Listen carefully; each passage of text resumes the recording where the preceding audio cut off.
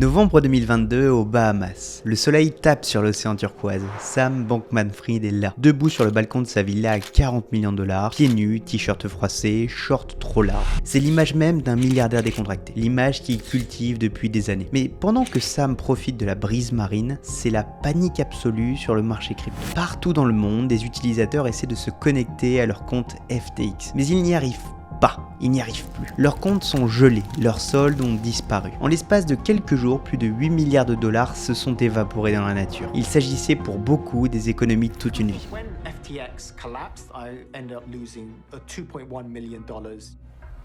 Les investissements confiés à ce qui semblait être la plateforme la plus sérieuse de l'industrie. Et chaque gros titre tombe comme des coups de hache. Le plus grand effondrement de l'histoire des crypto-monnaies. Le nouveau Lehman Brothers de la crypto. La chute de l'enfant prodige. Les marchés plongent. Des fonds comme Sequoia, BlackRock ou encore Ontario Teachers Pension annoncent des pertes monstrueuses. Les influenceurs crypto qui faisaient la promotion de FTX sont attaqués en justice. Les célébrités qui en étaient les égéries, telles que Tom Brady, Gisele Bündchen ou encore Stephen Curry, sont visés par des recours collectif. Et Sam, silence total. L'homme qui, quelques semaines plus tôt, enchaînait les conférences, les interviews télévisées, les photos avec Bill Clinton ou Tony Blair, disparaît du jour au lendemain. Plus de live, plus de posts, plus de vidéos Twitter en direct de son bureau. L'ex-étudiant du MIT, trader prodige de Jane Street et philanthrope crypto, ne répond plus à rien. Et pour cause, ce n'est pas juste une faillite, c'est un mensonge d'une ampleur historique. Un château de cartes bâti sur des détournements de fonds, de l'autopromotion toxique, des conflits d'intérêts à peine dissimulés et des milliards de dollars de clients dilapidés dans du marketing, des villas de luxe et des paris financiers suicidaires. FTX n'était pas seulement une entreprise mal gérée, c'était une arnaque déguisée en mission humanitaire. Et Sam Bankman-Fried, présenté comme un jeune génie désintéressé, était en réalité le cerveau d'un des plus grands scandales financiers du 21e siècle. Retour en 2017, un jeune diplômé du MIT, discret, nerd, végétarien convaincu et dingue de mathématiques, abstrait, tourne le dos à Wall Street. Sam, ancien trader de Jane Street, trouve la finance traditionnelle trop lente, trop rigide. Il cherche plus de risques, plus de vitesse, plus d'impact et découvre la crypto-monnaie. Et ce qu'il y voit, ce n'est pas un outil de spéculation, c'est un terrain de jeu sans arbitre. Un monde encore sauvage où les plus malins peuvent gagner des millions d'euros en un clic. Avec quelques amis de fac et sa copine de l'époque, il fonde Alameda Research, une société de trading crypto spécialisée dans l'arbitrage. Et l'idée est assez simple, profiter des écarts de prix entre les exchanges et les exploiter. Prenons un exemple concret, Bitcoin vaut 10 000 $ sur une plateforme américaine et 11 000 $ sur une plateforme japonaise. Tu achètes à 10 000 $ à un endroit et revends à 11 000. À l'échelle de 10 millions d'euros, tu empoches 1 million d'euros de profit. Et ça, ils pouvaient le faire tous les jours, donc personne d'autre n'exploitait cette opportunité. En quelques mois, Alameda devient une machine à cash. Mais pour Sam, ce n'est qu'un tremplin. Il se voit plus haut, plus médiatisé, plus politisé. En 2019, il fonde FTX, une plateforme d'échange crypto. Son but est de concurrencer Binance et Coinbase, mais en faisant évidemment beaucoup mieux. L'interface est très fluide, les fonctionnalités sont avancées. Il propose des API pour les professionnels avec une image sérieuse, presque institutionnelle. Mais Sam ne joue pas le rôle du banquier en costume. Non, il cultive l'image du génie borderline. T-shirt mal repassé, cheveux en bataille, pieds nus dans les bureaux. Il dort à côté de son espace de travail, travaille 20 heures par jour et joue à LOL pendant ses réunions. Il incarne un nouveau type de milliardaire. Le nerd désintéressé, le mec bizarre mais brillant. Le type qui, malgré ses milliards, continue de manger des nouilles instantanées et conduit une Toyota Corolla. Et ça marche. Cette image devient son arme de communication la plus puissante. Plus forte que n'importe quelle autre publicité. Plus efficace que n'importe quel pitch. Une vidéo le présente comme le milliardaire le plus généreux du monde. On l'y entend dire calmement « Salut, moi c'est Sam, voici mon histoire ». Il a 29 ans, 22 milliards d'euros de patrimoine et il affirme vouloir tout donner. Oui, 100% de sa fortune. Pourquoi ? Eh bien pour plein de raisons. Ce n'est pas un caprice, c'est une philosophie. L'altruisme efficace. Une idéologie née à Oxford qui pousse les riches à maximiser leur fortune pour ensuite la redistribuer de façon rationnelle. Calculer au dollar près l'impact positif d'un don. Et Sam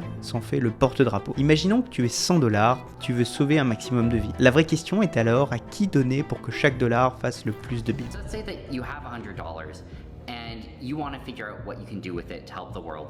Earning to Give is thinking about which causes, which charities save the most lives per dollar. This $100 can go as far as it possibly can to help the world. La légende Sam Bankman-Fried est alors en marche. Il enchaîne les plateaux télévisés, fait la couverture des magazines Fortune et Forbes, discute intelligence artificielle, climat et santé mondiale au Forum économique mondial de Davos. Il témoigne devant le Congrès américain, partage des scènes avec Tony Blair et Bill Clinton. Il devient une superstar mondiale. Les investisseurs institutionnels, eux, sont convaincus. Sequoia, SoftBank, BlackRock BlackRock, tous injectent des centaines de millions sur la plateforme FTX, qui atteint une valorisation de 32 milliards de dollars. Elle traite des dizaines de milliards de volumes par jour. Et FTX s'offre les plus grandes stars et les plus beaux partenariats. On pense notamment à un partenariat noué avec la NBA, le MLB, la Formule 1 ou encore des équipes e-sport. FTX devient le visage officiel du futur financier. Mais derrière les tapis rouges et les grands discours, la supercherie a déjà commencé. D'ailleurs, je m'appelle Hugo Penazzo et après une classe préparatoire HEC et école de commerce dans la foulée, je me suis orienté vers la finance d'entreprise. Aujourd'hui, crypto-monnaie et macroéconomie rythment mon quotidien et c'est ce pourquoi j'ai créé un club d'investissement crypto. Si tu souhaites en savoir plus sur le sujet et comment nous pouvons t'accompagner, je t'invite à cliquer sur le lien dans la description. Pendant que le monde acclame FTX comme la startup la plus prometteuse de l'univers crypto, une autre entité, Alameda Research, œuvre dans l'ombre. Officiellement, ce sont deux structures séparées. FTX, c'est la plateforme grand public, sécurisée, réglementée, transparente, du moins en apparence. Alameda, de son côté, c'est un hedge fund spécialisé dans le trading à haute fréquence. Mais en réalité, c'est un seul et même cerveau aux commandes, Sam Bankman-Fried, et évidemment entouré de son cercle très restreint. Une poignée de jeunes prodiges aux manettes d'un système complexe, opaque et surtout totalement incontrôlé. Dès le lancement de FTX, Sam accorde à Alameda des privilèges invisibles aux yeux du public. Un traitement de faveur qui viole toutes les règles de concurrence équitable. Alameda peut trader sans risque de liquidation. Elle peut emprunter autant qu'elle veut, sans laisser de garantie en échange. Mais surtout, elle dispose d'une porte dérobée dans le code source de FTX. Un backdoor programmé par Gary Wang, le CTO du projet, qui permet à Alameda de retirer les fonds clients sans laisser de traces comptables visibles. Pas de validation, pas d'alerte, pas de garde-fou. Résultat, pendant plusieurs années, des milliards de dollars sont tranquillement siphonnés des comptes utilisateurs de FTX et transférés à Alameda, sans le moindre consentement. Pourquoi ? Parce qu'Alameda, malgré son image de génie du trading algorithmique, perdait de l'argent, beaucoup d'argent. Certains mois, les pertes se chiffraient en milliards. Mais plutôt que d'arrêter, ils ont continué de parier. Toujours plus gros, toujours plus risqué. Et pour boucher les trous, Sam a fait l'impensable. Il a autorisé l'utilisation des fonds de clients. Des fonds que des millions d'utilisateurs croyaient sécurisés. En réalité, ils servaient à alimenter une machine de trading en train de s'enflammer. Mais ce n'est pas tout. Pour alimenter cette illusion de solidité, Sam et ses équipes créent un token maison, le FTT. L'idée est de créer de la valeur de manière artificielle. Ils contrôlent l'offre, manipulent la demande et font gonfler le prix du FTT jusqu'à ce qu'il atteigne des sommets. Ensuite, ils utilisent ces tokens comme collatéral pour emprunter encore plus. Des prêts massifs, garantis par une monnaie fictive qu'ils contrôlent eux-mêmes. Mais tout repose sur une seule et même condition, que FTT ne perde jamais de valeur. Et Sam le sait parfaitement. Si FTT chute, l'empire s'écroule. Pendant ce temps, Alameda ne se contente pas de trader. Elle se transforme en un véritable conglomérat d'investissement et place de l'argent dans plus de 475 entreprises. Des startups, des protocoles de finance décentralisés, des plateformes NFT, des sociétés crypto. Parmi elles, Anthropic, qui vaut 500 millions de dollars, Skybridge Capital, Miston Labs, Yuga Labs, à la tête des NFT Bored Ape Yacht Club, Near Protocol, Axie Infinity, Reddit, Layer 0, Ledger et même Sequoia Capital, qui est lui-même un investisseur de FTX. Mais l'argent utilisé pour ces prises de participation ne vient pas des bénéfices. Il ne vient pas non plus des fonds propres d'Alameda. Il vient directement des clients de FTX. Des petits porteurs, des traders du dimanche, des épargnants, dont les dépôts servaient à financer des projets sans liquidité, parfois sans produit réel. Et pour entretenir l'image du génie altruiste, FTX dépense à tout va. 135 millions pour renommer le stade des Miami Heat en FTX Arena, 210 millions pour sponsoriser l'équipe e-sport TSM, un spot publicitaire avec Larry David au Super Bowl 2022, 30 secondes pour dire « N'écoute pas les sceptiques, ne rate pas la révolution crypto » qui a coûté 6,5 millions de dollars, et ce n'est que le sommet de l'iceberg. FTX investit plus de 250 millions de dollars dans des villas de luxe aux Bahamas, des jets privés, des soirées fastueuses et effectue des dons politiques records. Plus de 100 millions de dollars injectés dans les campagnes électorales américaines. Sam devient le deuxième plus gros donateur politique des États-Unis, juste derrière George Soros. Officiellement, tout ça rentre dans les frais de société. Mais en réalité, il flambe l'argent des clients. Chaque déplacement en jet, chaque dîner avec des sénateurs, chaque campagne marketing à coups de millions d'euros a été payé par toi, par nous, par les utilisateurs. Et pendant que les influenceurs faisaient la promo de FTX, pendant que CNBC présentait Sam comme le JP Morgan de la crypto, le château de cartes était déjà en train de vaciller. Le mensonge d'Alameda, c'était le cœur pourri d'un empire qui se présentait comme le futur de la finance. Un empire construit sur du vent et qui ne demandait qu'une étincelle pour exploser.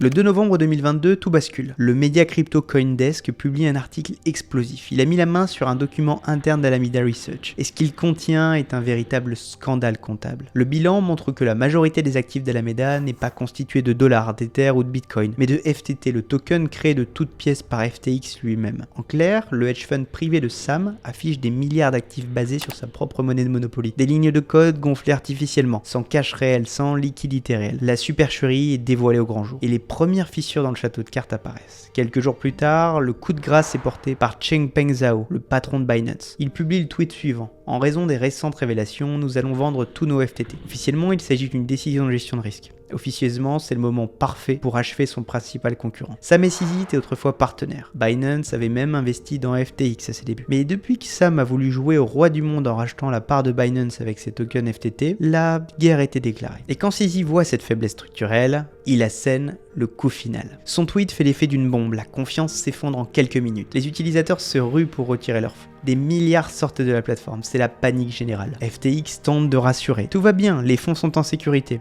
Mais derrière les serveurs, c'est le chaos. Les retraits s'accumulent, les serveurs saturent, les transferts échouent. FTX gèle tous les retraits. Et là, les gens comprennent que c'est trop tard. Sam tweet une nouvelle fois. FTX va bien, mais personne ne le croit et lui-même sent que la partie est terminée. En 72 heures, l'empire de 32 milliards de dollars s'effondre comme un château de sable sous la marée. Sam tente l'impossible, il appelle ses investisseurs, il supplie CZ de racheter FTX. Une lettre d'intention est même signée, mais dès que Binance audite les comptes, il claque la porte. Les problèmes sont hors de contrôle. C'est à ce moment-là que Sam craque. Selon plusieurs employés, il ne parle plus, il évite les regards et il ne dort plus. Il passe des heures fiché devant son écran sans taper une seule ligne. Autour de lui, le navire coule. Ses collaborateurs, autrefois admiratifs, prennent leur distance, et certains commencent à coopérer avec la justice. Puis, contre toute attente, Sam sort du silence. Il entame une tournée médiatique surréaliste. Interview après interview, il tente de s'expliquer, de minimiser, de justifier. Je ne pense pas avoir essayé de commettre une fraude. J'ai juste fait de mon mieux. Évidemment, ce n'était pas aussi bon que je le pense. Mais plus il parle, plus il s'enfonce. Lors d'une interview, un journaliste l'interpelle. La version généreuse, c'est quand vous dites « En étant gentil avec vous, nous pourrions dire que vous êtes un jeune homme dépassé. En l'étant moins, vous avez monté une fraude massive, un Ponzi, une manipulation de grande ampleur. » Et il enchaîne point par point. If Alameda is borrowing the money that belongs to FTX depositors, that's a bright red line, isn't it? Sam tente de s'en sortir. There are a lot of cases where that's actually explicitly part of the programs. Mais le journaliste le coupe net. C'était écrit noir sur blanc que les fonds ne pouvaient pas être prêtés à FTX Trading. That are But not happening and people here. are all Here it getting- says that the digital assets may not be loaned to FTX Trading.